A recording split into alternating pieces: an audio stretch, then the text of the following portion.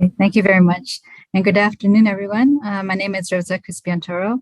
I'm an associate director for BSR based in Singapore.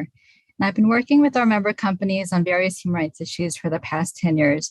And it is a real privilege to be able to share some of our work and learnings with you today. I'm looking forward to an interactive discussion with you. But today, we'd like to go over a couple of topics. We'll start briefly with an overview of the evolution of human rights and touch on the UNGP's framework, followed by an overview of BSR's human rights impact methodology and a case study on how we have applied our methodology to support the human rights efforts of the companies we work with.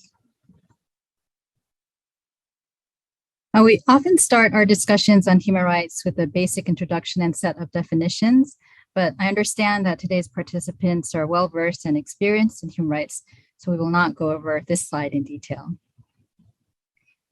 There are, however, a few trends in the evolution and focus of human rights and how it may impact businesses, which we would like to highlight. The first is a growing interest and focus on the intersection of climate and human rights, as well as the right to a healthy environment. The third is a persistently greater focus on Indigenous rights. And the last is a greater focus on water and sanitation. And to sum up, we believe we are entering a phase of innovation in rights-based approaches.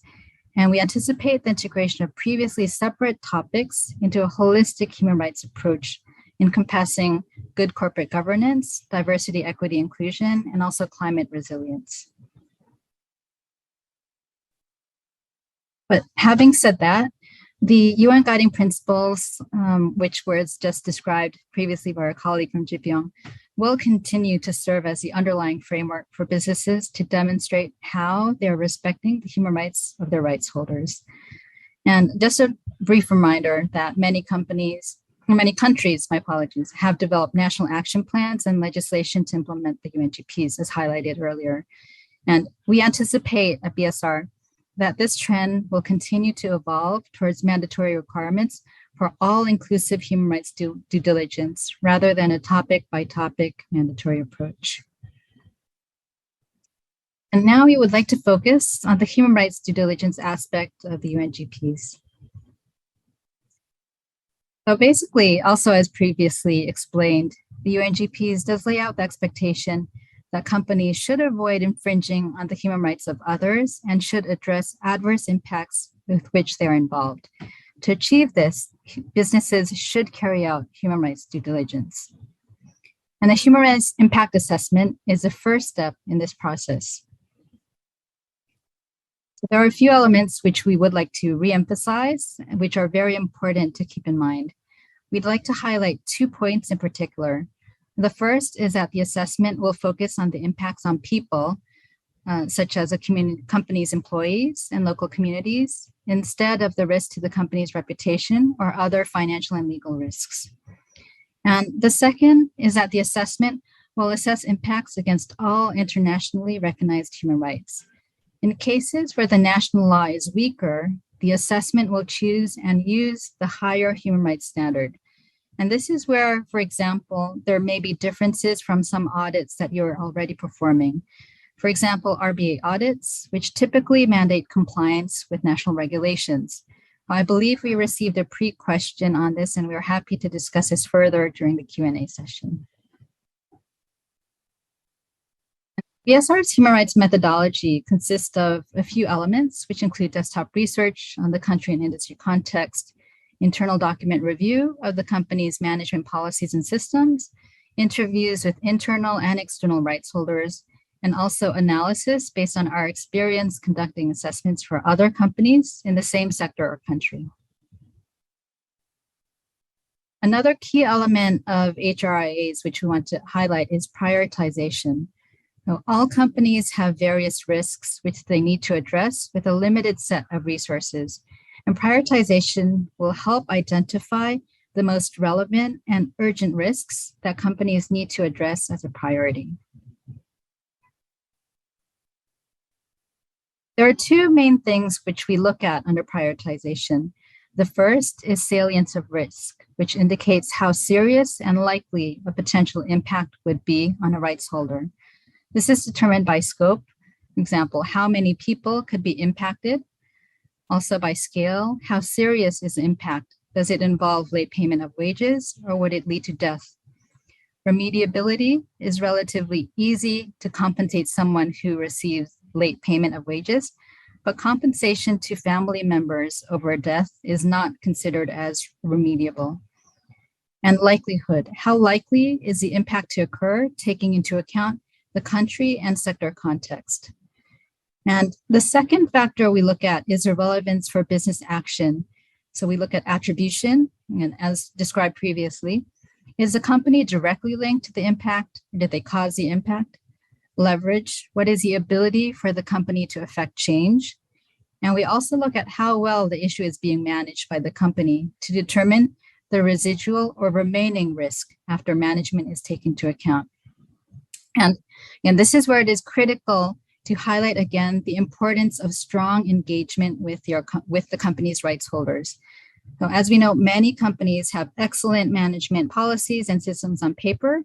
However, they may not be implemented as they should on the ground. So it is important for us to talk directly with employees, community members, to understand how these policies are being implemented on the ground, to understand if there are any gaps. We can identify which areas have the greatest gaps, which can be fixed and addressed by the company.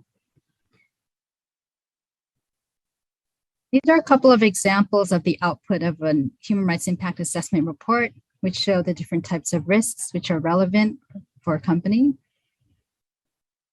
Also examples of the prioritization of the risks. The tier 1 risks are those which are most urgent for the company to address. Tier 3 risks are also important. We have a bit more flexibility. If an issue is not relevant for a company, it would not even be included in this chart. Ultimately, what is important are the actions that the company decides to take to manage the tier 1, tier 2, and tier 3 risks identified. And based on our experience, these are often multi-year plans. And to help bring this to life, we would like to share a case study on human rights impact assessments that we have conducted for BSR member companies in Southeast Asia. And we would like to focus on modern slavery, which has been a key focus of governments in countries such as the UK, the United States, and also Australia. As a bit of background, in the Asia Pacific region, it has been estimated that almost 25 million men, women, and children are living in modern slavery. This means 4 out of every 1,000 people living in the region are estimated to be involved in some form of forced labor. And this is the highest prevalence rate compared to other regions globally.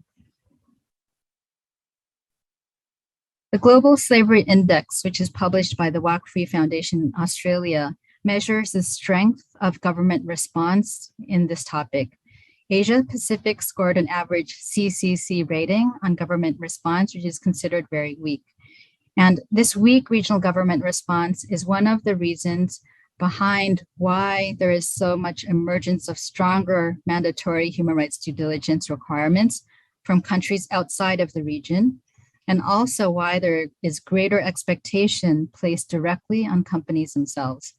For example, governments such as the United States are taking firmer action. We have seen this in the form of withhold release orders issued by the US Customs and Border Protection Agency against products allegedly produced using forced labor in the region.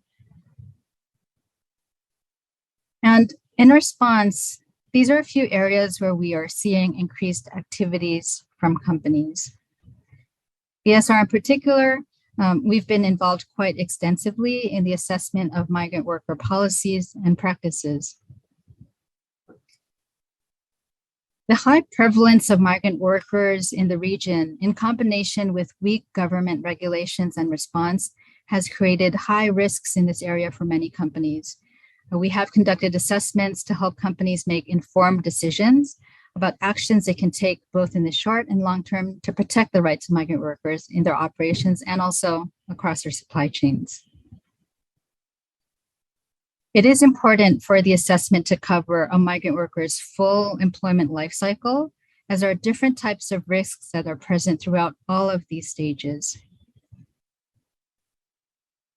And this is an example of what an HRI may look like in practice. So we have conducted assessments of supply chain partners, including for Korean companies, for their partners in Southeast Asia.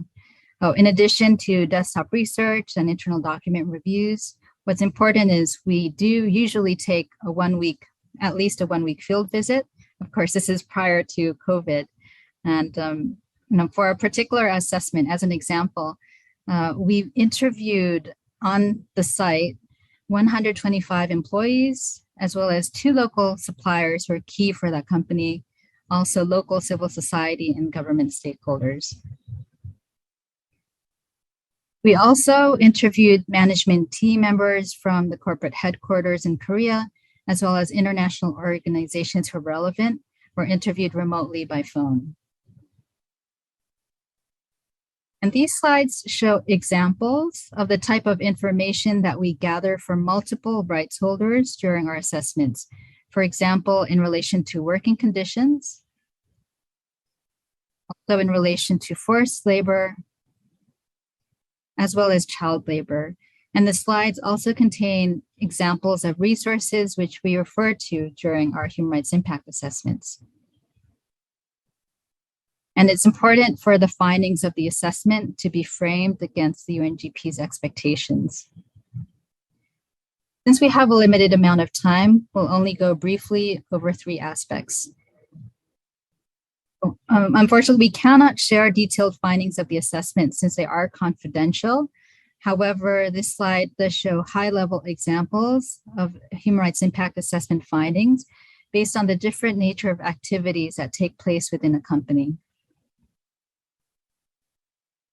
And one key aspect which is important to highlight is that human rights management is often the responsibility of multiple functions across the company. Different management actions will need to be owned and executed by different functions. And the final element we want to highlight is the importance of sharing your human rights management and performance with external stakeholders. We often hear from external stakeholders such as banks and other financial institutions that they would rather hear about problems that the company is facing and what plans they have to deal with the issues rather than zero information at all. And this can be done as part of your annual sustainability reporting or as a standalone report. And this slide contains some tips on what constitutes good reporting, and we're happy to share more resources with you if helpful. This concludes my presentation. I look forward to hearing any questions or insights that you would like to share. And again, I understand that some pre-questions have already been shared by some participants, and we're happy to discuss during the Q&A session. Thank you.